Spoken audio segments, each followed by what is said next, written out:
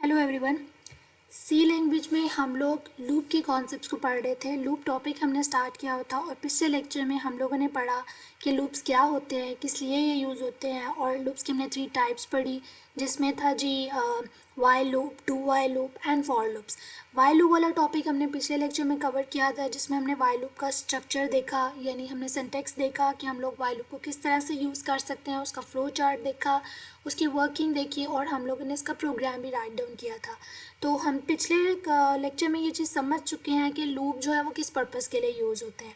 तो do while loop जो है वो अनदर लूप की टाइप है, ओके। और ये वाइल लूप की तरह ही होता है, it's similar to the while loop, जो कि किसी भी कोड को रिपीटेडली एग्जीक्यूट करने के लिए हम लोग यूज़ करते हैं, ओके।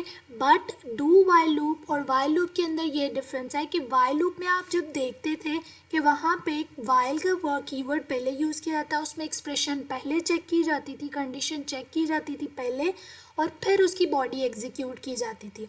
अगर आपकी कंडीशन जब तक सही रहती थी, लूप की बॉडी एग्जीक्यूट होती रहती थी। लेकिन डू वाइल लूप में ये फ़र्क है कि इसमें आपकी जो टेस्ट एक्सप्रेशन होती है, जिस कंडीशन की बेस पे इसने किसी ब्लॉक ऑफ कोड को रिपीटेडली एग्जीक्यूट करना होता है, आपकी ये टेस्ट एक्सप्रेशन बाद में लिखी जाती है लूप की बॉडी के बाद।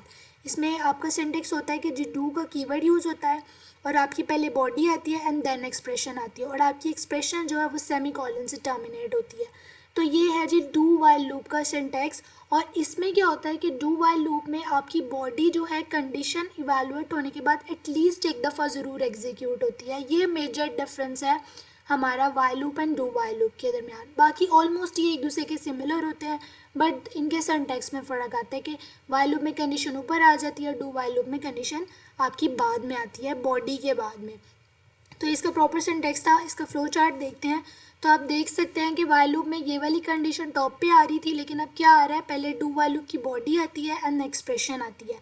अगर आपकी एक्सप्रेशन जो है वो ट्रू है तो क्या करता है, ये दोबारा वापस लूप की बॉडी को एग्जीक्यूट करता है और फिर वापस एक्सप्रेशन पे आता है, और जब तक ये एक्सप्रेशन ट्रू रहती है ये लूप की बॉडी के पास वापस जाता है और इसको एग्जीक्यूट करता रहता है। लेकिन जैसे ही हमारी ये एक्सप्रेशन जो है वो फॉल्स हो जाती है तो क्या करता है, ये लूप टर्मिनेट हो जाता है। तो ये डू वाइल लूप का फ्लो चार्ट था। हम ऐसे करते हैं, जल्दी से इसका एक सिंपल सा प्रोग्राम कर लेते हैं इस सिंटैक्स को फॉलो करते हुए जो हमने देखा है, ताकि जो है इसका कॉन्सेप्ट समझ आ सके। तो हम डेव सी प्लस प्लस की तरफ जाते हैं। मैं प्रोजेक्ट क्रिएट करती हूँ और इसका नाम हम डू वाइल लूप ही रख लेते हैं।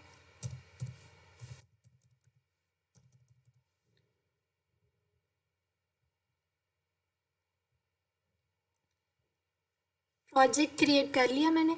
अब ऐसा प्रोग्राम बनाते हैं जिसमें क्या होगा कि आप देखते हैं कि हम डू वाइल लूप की मदद से क्या करेंगे कि 100 में जितने भी इवन नंबर आते हैं, 100 के अंदर जितने भी इवन नंबर आते हैं उनको स्क्रीन के ऊपर प्रिंट कराते हैं by using do while loop.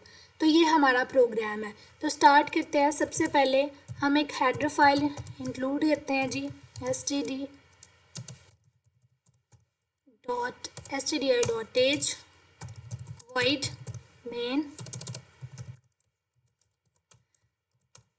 हम एक नंबर लेते हैं जिसे 2 से स्टार्ट करेंगे, और फिर बाद में उसमें अगर 2 ऐड करते जाएंगे तो इसका मतलब है कि हमारे पास इवन नंबर ही आएंगे ना। जैसे इवन नंबर 2 से स्टार्ट हो रहा है तो 2 में 2 ऐड करें तो 4 आ जाएगा, 4 में 2 ऐड करें तो 6 आ जाएगा। इस तरह से हम लोग लूप को चलाएंगे 100 तक, और पहले नंबर के अंदर 2 ऐड करते हुए हमें 100 में पहले पूरे 1 से लेके 100 के दरमियान जितने भी इवन नंबर है वो हमें मिल जाएंगे। तो हम एक नंबर ले लेते हैं n के नाम से और इसको वैल्यू दे देते हैं 2, ओके। और उसके बाद हम लोग स्टार्ट करते हैं जी डू में हम क्या करेंगे कि प्रिंट एफ करवाएंगे नंबर को, print F %d forward specifier new line के ऊपर हर एलिमेंट आए, और n हमारा नंबर है। और n में क्या करें, पहले जब 2 प्रिंट हो जाए नेक्स्ट लाइन पे क्या करें, n = n+2। पहले n की वैल्यू 2 प्रिंट होगी, नेक्स्ट लाइन पे 2 + 2 4 हो जाएगा और n में 4 आ जाएगा, और फिर 4 प्रिंट होगा। इस तरह से ऑनवर्ड 2 ऐड करते जाएंगे और 100 तक इवन नंबर आ जाएंगे। तो ये लूप कब तक चलना चाहिए, जब तक हमारा n जो है वो <= 100 है। तो इसको एग्जीक्यूट करके देखते हैं, फिर इसकी प्रॉपर प्रोग्रामिंग भी इसकी एग्जीक्यूशन भी समझेंगे कि कैसे ये काम कर रहा है। पहले इसको कंपाइल एंड रन कर लेते हैं।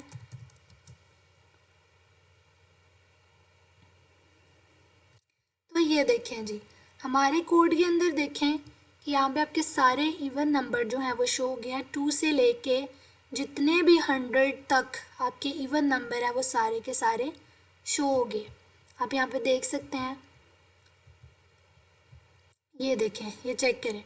और ये कैसे काम कर रहा है कि जब हमने एक n वेरिएबल लिया, उसको 2 वैल्यू दी, क्योंकि हमें बताया कि जी इवन नंबर 2 से स्टार्ट हो रहा है, डू का कीवर्ड लगाया, अब वो बॉडी पहले एग्जीक्यूट होनी है, कंपाइलर यहाँ पे आएगा इस लाइन के ऊपर। अब n के अंदर क्या है, आपकी वैल्यू 2 है, तो आपकी ये स्टेटमेंट क्या प्रिंट करेगी, पहली दफ़ा में 2 प्रिंट कर देगी। फिर जब कंट्रोल इस लाइन के पास आएगा तो n में 2 है, 2 + 2 = 4, n के पास 4 चला जाएगा, फिर वो कंडीशन चेक करेगा 4 is less than 100, yes condition true है।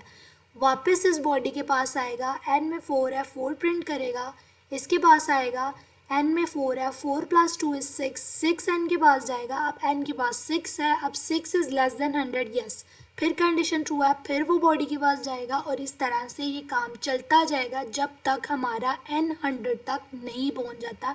बाय एडिंग 2 हर वैल्यू में 2 ऐड करते हुए हम एक टाइम में 100 तक पहुंच जाएंगे। ओके, तो ये एक सिंपल सा प्रोग्राम था डू व्हाइल लूप यूज़ करते हुए। और आप डिफरेंट प्रोग्राम जो हैं वो डिफरेंट जो भी आपकी प्रॉब्लम्स होती हैं वो आप डू व्हाइल लूप की मदद से भी सॉल्व कर सकते हैं। तो आज बस इतना ही था, आपको समझ आया हो, इसकी प्रैक्टिस करें ताकि ये जो है ज़्यादा अच्छे से आपको क्लियर हो सके। तो थैंक यू जी।